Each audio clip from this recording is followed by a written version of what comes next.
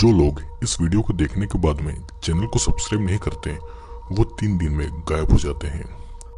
दोस्तों, आज मैं जिस मूवी को एक्सप्लेन करने वाला हूँ, इस मूवी का नाम है स्कार। ये मूवी 2007 में रिलीज हुई थी और ये एक बहुत ही स्लैशर मूवी है। इस मूवी के एंड में कुछ ऐसा होता है जिसके बारे में आपने बिल्कुल भी नहीं सोचा होगा। तो मैं आपसे रिक्वेस्ट करूंगा कि वीडियो को एंड तक जरूर देखना। इस मूवी की शुरुआत में हम जॉन बोरोज नाम की एक लड़की को जॉगिंग करते हुए देखते हैं।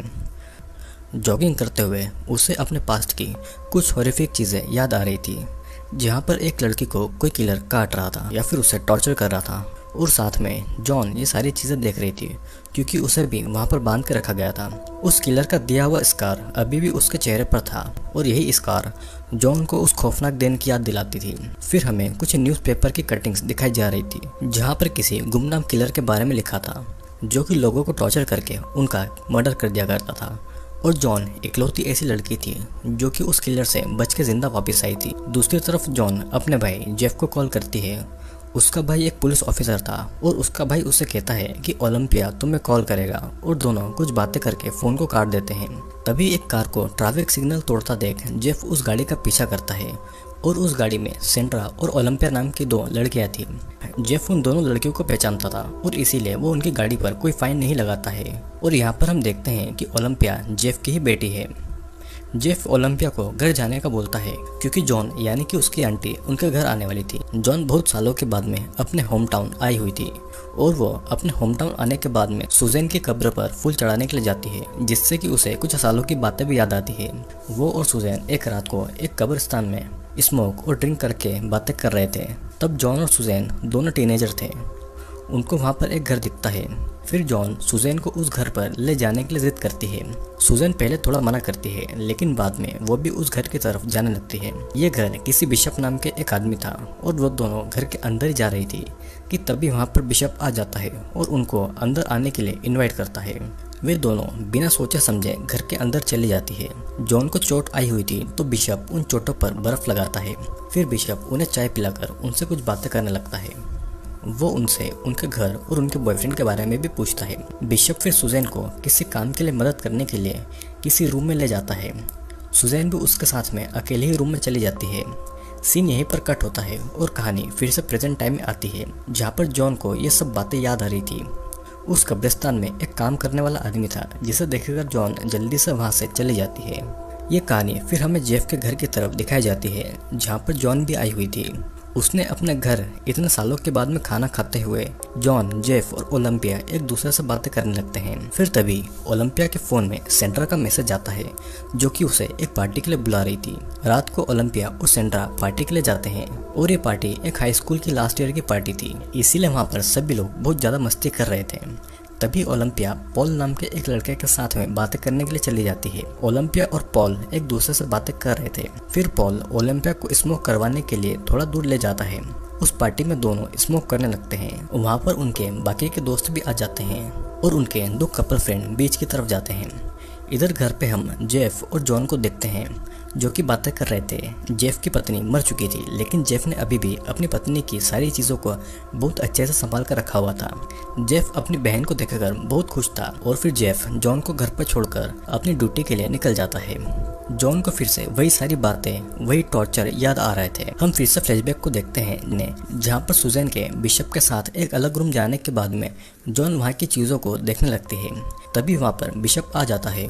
वो जॉन के पैर में पट्टियाँ करते करते उससे कहता है कि तुम्हारी फ्रेंड दूसरे रूम में एंटीक सामान को देख रही है। बिशप और जॉन फिर से बातें करने लगते हैं। फिर बातें करते करते वो और जॉन एक दूसरे को किस करने ही वाले थे कि तभी बिशप किस नहीं करता। बिशप अचानक से क्लोरोफॉर्म लेकर जॉन को बेहोश कर देता है। कहानी फिर से प्रेजेंट टाइम में आती है, जहाँ पर हार्वर्ड और अप्रैल नाम के वही दोनों कपल जंगल में इंटीमेट होने के लिए जाते हैं। लेकिन इंटीमेट होने से पहले हार्वर्ड पानी में नहाने जाता है और उसकी गर्लफ्रेंड अप्रैल अपने कपड़े उतारकर उसे अपने पास बुलाने लगती है। फिर हार्वर्ड उसे अपने कपड़े पहनने को कहता है। हार्वर्ड को अप्रैल इंटीमेट होने के लिए बुला रही थी क्योंकि उसे अपने हाई स्कूल के पहले अपनी वर्जिनिटी लूज करनी थी। हार्वर्ड अभी भी पानी से बाहर नहीं आता और इसीलिए वो गुस्से में वहाँ से चली जाती है। हार्वर्ड अप्रैल को बुलाता है, लेकिन उसका कोई जवाब नहीं आता।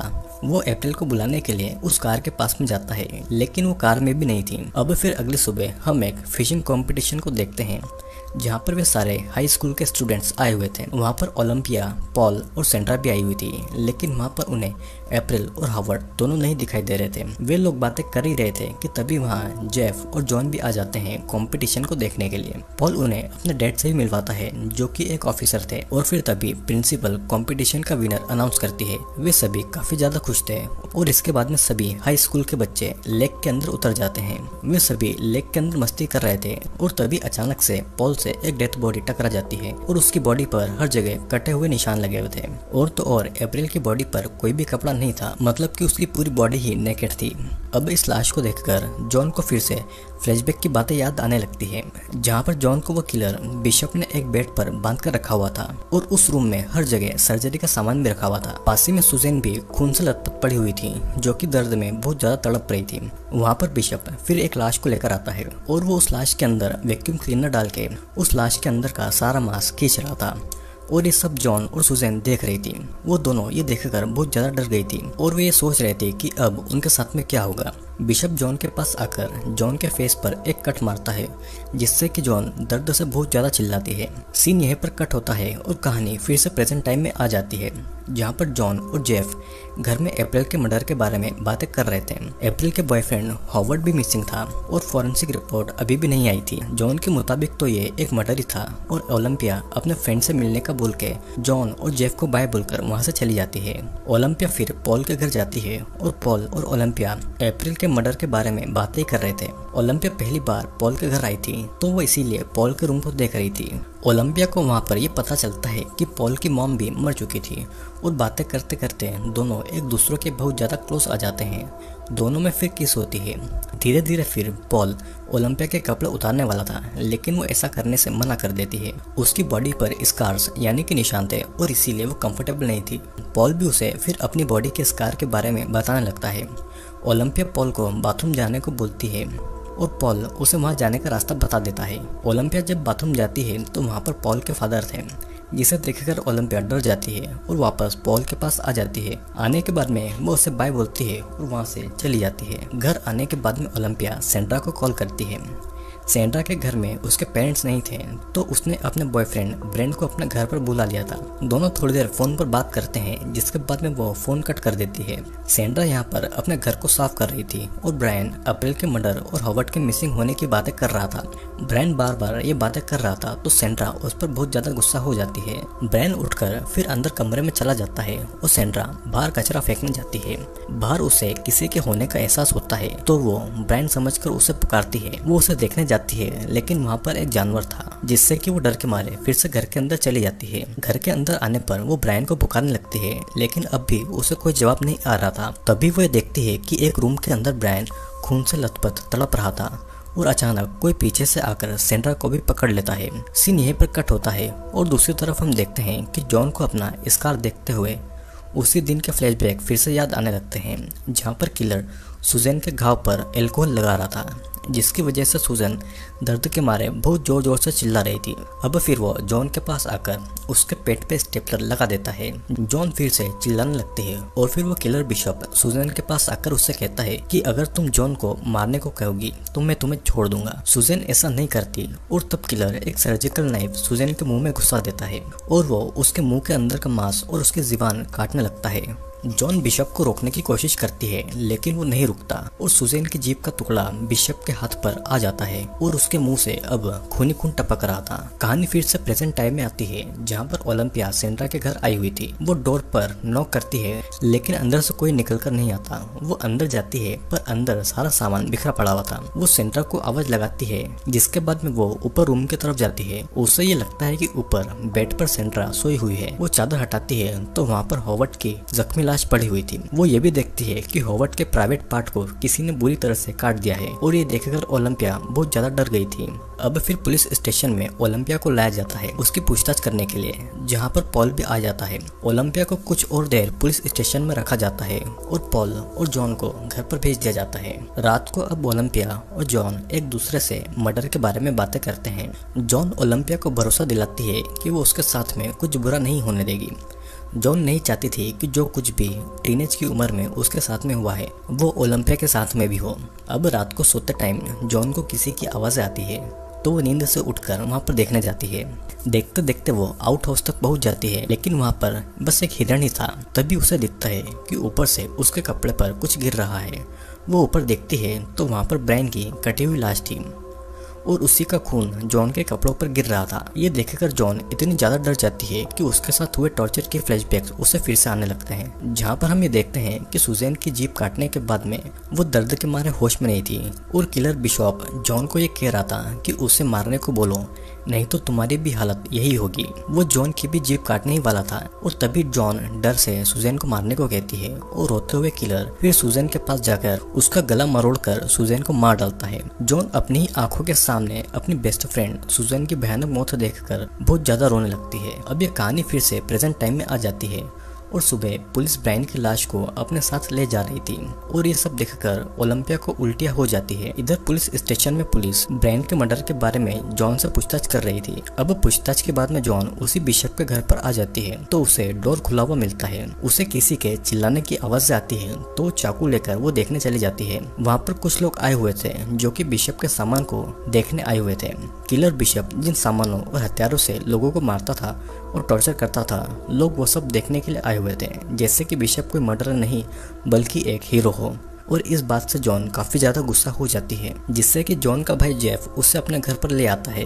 अब रात को जॉन जब खाना बना रही थी तो गलती से उसका हाथ कट जाता है और अपने खून को देखकर अब जॉन को फिर से फ्लैशबैक आ जाती है, लेकिन वो किसी तरह से खुद को संभाल लेती है। रात होने पर जॉन को बिशप की चीजों के म्यूजियम की तरफ जाती है और घर के अंदर घुस के वो एक रूम की तरफ जाती है। उसे ऐसा लग रहा था कि ओलंपिया को बिशप टॉर्चर कर रहा था, लेकिन ये बस उसका एक बुरा सपना था। फिर अचानक एक फोन आता है जिससे कि जॉन की नींद खुल जाती है और ये किसी ऑफिसर का कॉल था। उसे ऐसा लगता है जैसे कि वो जेफ को कॉल हो, लेकिन वो एक बार घर पर जेफ को ही आवाज लगाती है, लेकिन वो ये देखती है कि बाथरूम के अंदर किसी ने जेफ का गला काटकर उसे मार डाला है। अब जॉन को फिर से किसी की आवाज आती है और वो चाकू लेकर देखने के लिए जाती है।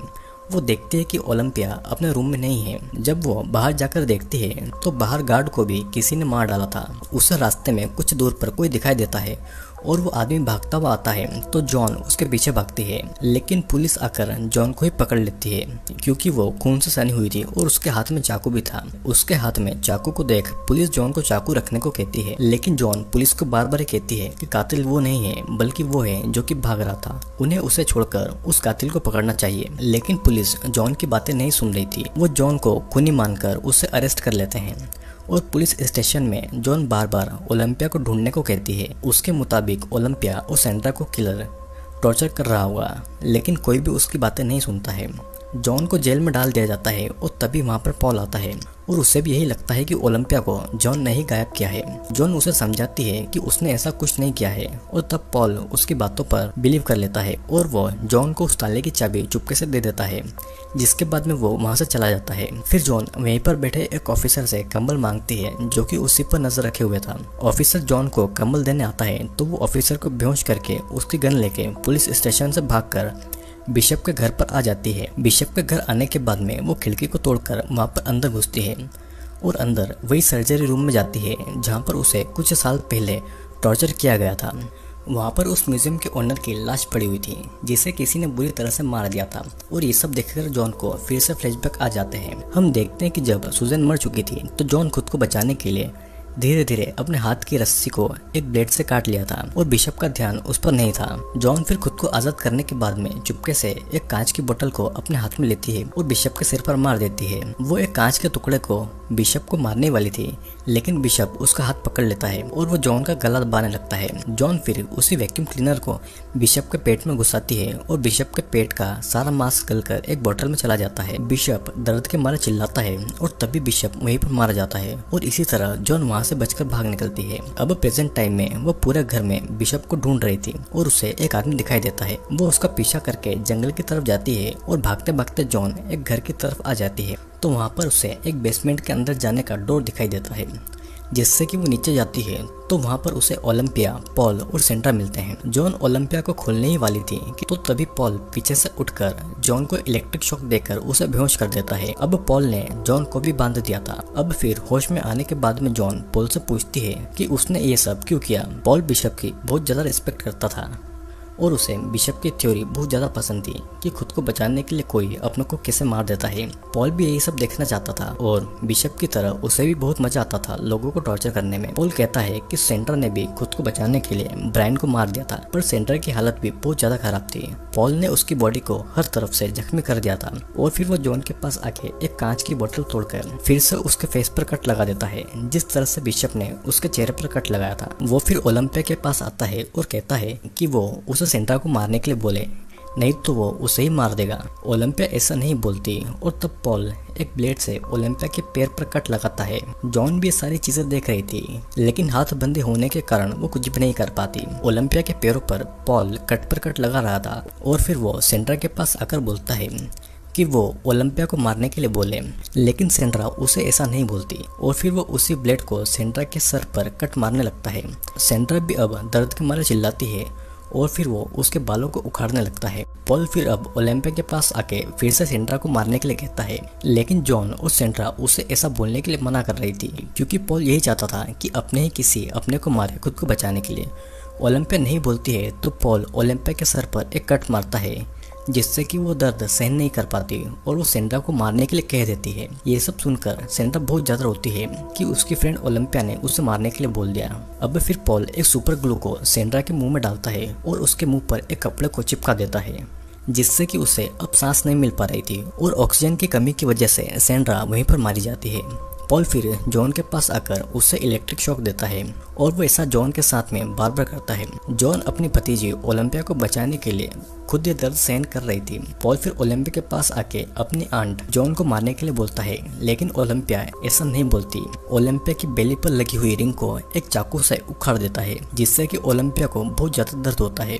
अब फिर जब पॉल की नजर जब दूसरी तरफ थी तो जॉन एक कांच का टुकड़ा उठाकर अपने ही हाथ की एक उंगली काटकर उसे अलग कर देती है, जिससे कि उसका हाथ हथकड़ी से आसानी से निकल जाता है।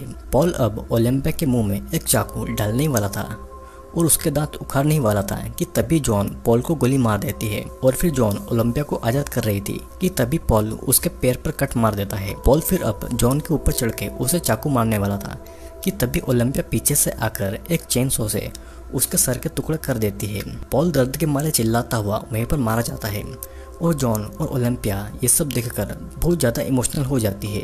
अब सीन यहीं पर कट होता है और मूवी के आखिर में हम देखते हैं कि जॉन और ओलंपिया हॉस्पिटल में आपस में बातें कर रहे थे। तभी ओलंपिया के गले को किसी ने पीछे से पकड़ लिया था और हम देखते हैं कि ये बस ओलंपिया का एक बुरा सपना था। जिस तरह से ओलंपिया की आंट जॉन को पूरी जिंदगी भर अपने टॉर्चर की यादें ताज़ा रहती है, उसी तरह अब ओलंपिया को इस हादसे के बारे में ज़िंदगी भर याद रहेगा। आई होप दोस्तों वीडियो आपको ज़रूर पसंद आया होगा। वीडियो अगर पसंद आया हो तो लाइक, शेयर और कमेंट ज़रूर करना। और हाँ, अगर आप इस चैनल पर नए हैं तो चैनल को सब्सक्राइब जरूर कर लीजिएगा। और अब हम मिलेंगे अगले वीडियो में।